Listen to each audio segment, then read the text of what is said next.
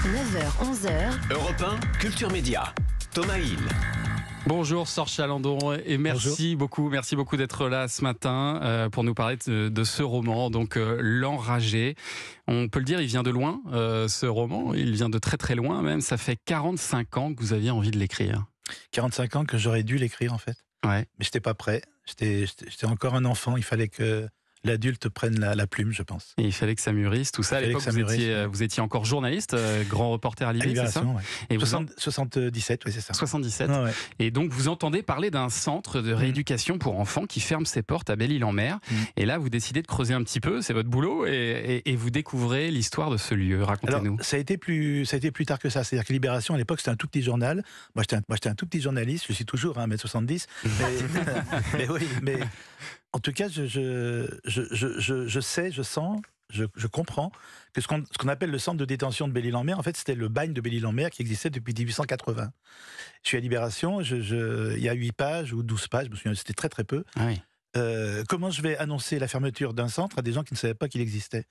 Donc soit je fais un grand reportage sur le centre, mais j'ai pas le temps, je peux pas, donc je le fais pas en fait. Je me dis il faut absolument faire quelque chose, je vais faire quelque chose, puis les jours passent, c'est un quotidien. Vous le Maintenant, mettez de côté, autre chose, puis ouais. encore autre chose. Puis j'ai honte, un petit peu, j'ai honte. C'est-à-dire que je sais que j'aurais dû, je l'ai pas fait. Je retourne à Belle-Île en vacances, j'ai l'impression que les mots me disent oh, on est là. Ouais. Et je l'ai pas fait, et ça m'a hanté en fait. Ça m'a hanté parce que j'ai été, mon enfance entière, j'ai été menacé pas du bagne de Belle-Île, mais j'étais menacé de la maison de correction et de la maison de redressement. Mon père venait en pleine nuit en disant fais ta valise. Donc ma mère faisait ma valise pour me faire croire que je partais dans ce centre-là, dans un centre. Il y en avait plusieurs en France. Jean Genet, qui était au centre pénitentiaire dans le centre de la France, à Maitret. Et donc moi, quand je vois que le centre ferme en 77, je me dis mais on parle de toi, petit bonhomme là. C'est-à-dire c'est là où j'aurais pu aller, c'est là où j'aurais dû aller. Et puis je laisse tomber, je laisse passer parce que j'ai d'autres choses à faire, peut-être d'autres choses à régler, peut-être. Ouais. Et puis quand mon père est mort, ma mère est morte, j'ai réglé des choses avec des romans sur la guerre, sur la trahison. Et là je me suis dit les enfants, j'arrive en fait. Et là, vous vous dites, ça y est, c'est le moment. J'ai pris du retard. C'est le moment de le faire et vous allez nous raconter cette histoire et tout ce qui se passait dans ce bagne, parce qu'il faut appeler un chat. C'est vraiment un bagne. C'est un bagne. Avec une évasion incroyable qui s'est passée en 1934. 56 enfants évadés. Un seul, apparemment, n'a pas été retrouvé. Vous avez décidé de raconter son histoire. On en parle dans 2 minutes sur Europe 1. Culture Média sur Europe 1 jusqu'à 11h avec votre invité Thomas Hill. Vous recevez l'écrivain Sorge Chalandon pour son nouveau roman L'Enragé, paru chez Grasset. Oui, un livre assez incroyable à lire où vous découvrez donc qu'en 1934, 56 enfants se sont évadés de ce bagne de Belle-Île-en-Mer. Tous sont rattrapés, sauf un. On le dit noyé, mais sans certitude. Et du coup, là, vous vous dites, je tiens un roman, je vais raconter l'histoire de ce petit bonhomme, ce 56e évadé. C'est-à-dire, moi ce que j'ai, d'abord, je ne sais pas ce que c'est que ce bagne-là, donc j'apprends déjà les conditions de vie dans le bagne. Ouais. Je vais juste donner un tout petit exemple. C'était des enfants de 12 ans à 21 ans. C'était pas des criminels, c'était des petits voleurs de pommes, c'était des orphelins. Des petits voyous. À peine. C'est-à-dire que si ça avait été des gros voyous, ils auraient été jugés. Des petits larcins, quoi. Des petits larcins, c'est des enfants qu'on met hors de la rue. On veut pas les voir. Et je vais vous donner un seul exemple qui va tout vous dire, et pour moi c'est ce qui me terrifie le plus. Les enfants de 12 ans, pour avoir la paix sociale à l'intérieur du bagne, étaient mis par les gardiens en ménage avec les caïds de 21 ans. Ouais. En ménage avec tout ce que cela comporte et tout ce à quoi cela consiste. C'est-à-dire que l'administration française, la République française, notre justice mettait des enfants en ménage avec les caïds pour qu'il n'y ait pas de problème. Ça, pour moi, c'est quelque chose qui est épouvantable. Mais ça ne suffit pas à faire un roman. Moi, je ne suis pas historien, je ne suis pas sociologue, je suis là, pour le coup, je ne suis pas journaliste. Donc, je cherche d'autres choses sur le roman, pour faire un roman, et j'apprends l'évasion de ces gamins. Alors, ils s'évadent de Belle-Île-en-Mer, c'est-à-dire qu'ils s'évadent, c'est-à-dire qu'ils passent le mur avec les tessons de bouteilles au-dessus, mais après il y a le pire des gardiens, l'océan, qui est là, qui est autour, le mur qui est toujours là, les tessons de bouteilles qui sont toujours sur le mur aujourd'hui. Vous y êtes allé, bien sûr, et c'est encore là, c'est-à-dire que le mur de ces gamins est toujours là, vivant. Ça se visite ? Alors, ça se visite pas, mais on me l'a fait visiter, oui. J'ai visité les cellules, mais ça va devenir, j'espère, si tout va au bout, ça va devenir une sorte de lieu de mémoire où les touristes, parce qu'ils savent pas les touristes, ils passent devant la citadelle Vauban, ils savent pas que juste à côté, il y a ce... Mais même les habitants de l'époque, en tout cas, ils savent votre livre. Ils savent, mais ils pensent que c'est le pire de la lie de la société qui est à l'intérieur. C'est-à-dire que quand un seul s'évade, quand un seul réussit à s'évader, ils vont violer les filles, ils vont casser nos commerces, ils vont voler un bateau. Et là, il y en a 56 qui s'évadent. L'île devient complètement folle. Et on offre une récompense à celui qui arrivera à retrouver ses évadés. Alors, je l'ai prise, la récompense, parce que je trouve que cet argent-là, c'est le bruit de l'argent qui n'existe pas aujourd'hui. C'est une pièce de 20 francs argent.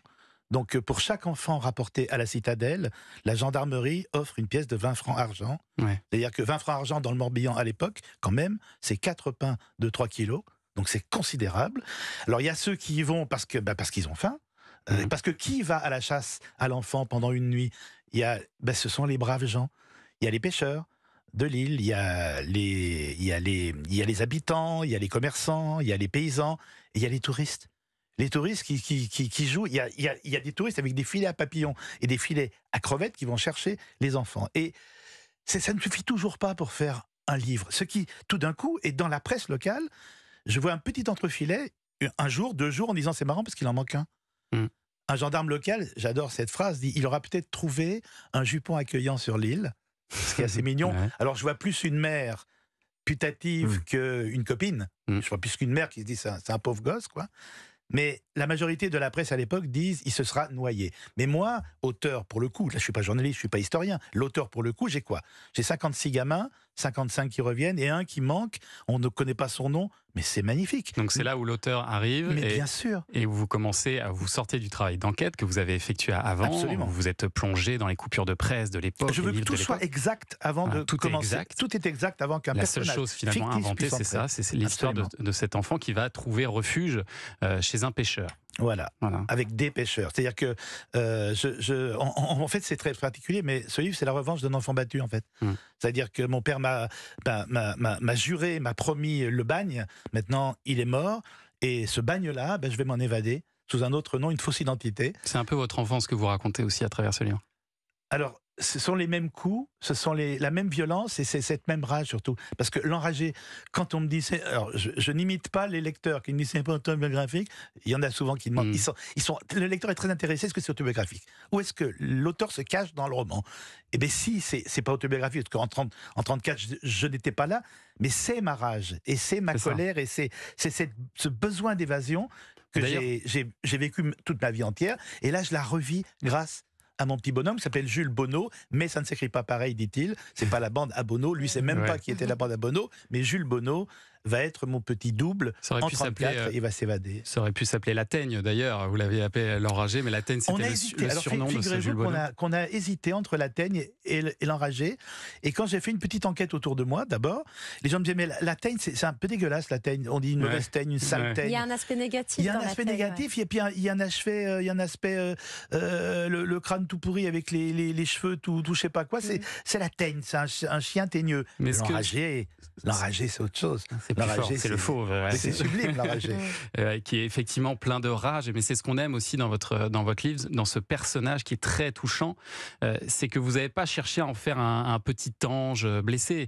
Il n'est pas du tout parfait. Mais pas du tout. Au contraire, il est justement plein de rage, plein de violence. Ce gamin. Ça aurait été tellement... Enfin, je suis désolé, mais je vous aurais présenté le même centre pénitentiaire avec un petit orphelin que tout le monde y tape dessus, puis il est très très malheureux. Quel est l'intérêt?